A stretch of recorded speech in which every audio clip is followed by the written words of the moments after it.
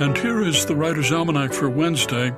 It's the 4th of September, 2019. Google was first incorporated on this day, 1998, founded by Larry Page and Sergey Brin, two PhD students at Stanford, who designed a new and more powerful search engine.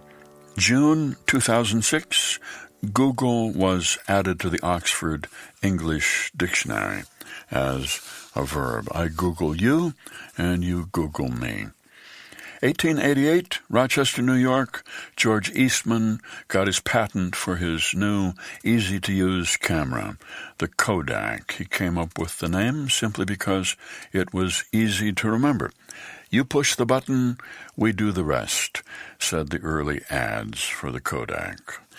It was on this day in 1886, Geronimo, the last major Indian warrior, surrendered after 30 years of fighting in Arizona, where the Apaches had been defeated by American troops. Their chief, Cochise, was dead. Government put them onto a reservation, but Geronimo organized a group of warriors to fight one last war of resistance. He fought for 5 years, and many military historians believe he was one of the greatest guerrilla warfare strategists in history. Started out with a group of about 700 men, women, and children. In the last 5 months of the campaign, led a band of only 37 warriors, pursued by 5,000 U.S. soldiers for 5 months without being captured.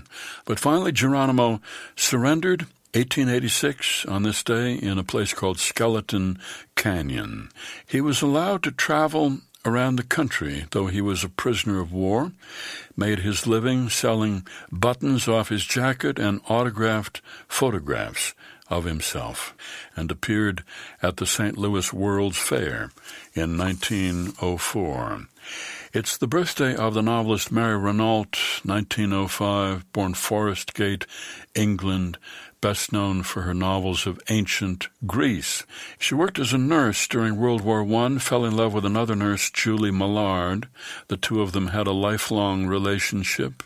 Her first novel, Purposes of Love, was about a young nurse's love affairs. It was her only book about heterosexual love. She turned her attention to history, traveling in Greece, teaching herself its history and customs. Novels The King Must Die, and its sequel, The Bull from the Sea, about the myth of Theseus. When President Kennedy was asked who his favorite author was, he replied, Mary Renault. And it's the birthday of the novelist Richard Wright, born Roxy, Mississippi, author of Native Son and Black Boy. Richard Wright dropped out of school in the 9th grade to help support his family. Black kids weren't allowed to take out library books in the 20s, but he found a way to, moved to New York City, published a collection of stories, Uncle Tom's Children, which won him a Guggenheim Fellowship so that he could keep working on the novel that became Native Son. It was an instant sensation when it came out in 1940. Sold 250,000 copies in its first 3 weeks. Richard Wright, who said all literature is protest. You can't name a single novel that isn't protest. Here's a poem by Dolores Hayden entitled Flying Lesson, Clouds. Focus on the shapes. Cirrus, a curl.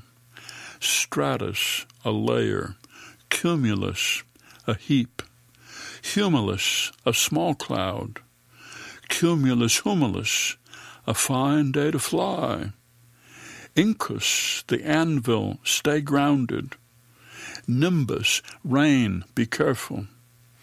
Don't take off near nimbostratus, a shapeless layer of rain, hail, ice, or snow.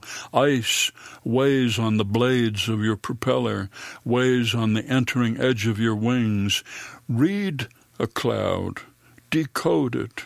A dense, chilly mass can shift, flood with light. Watch for clouds closing under you. The sky opens in a breath, shuts in a heartbeat.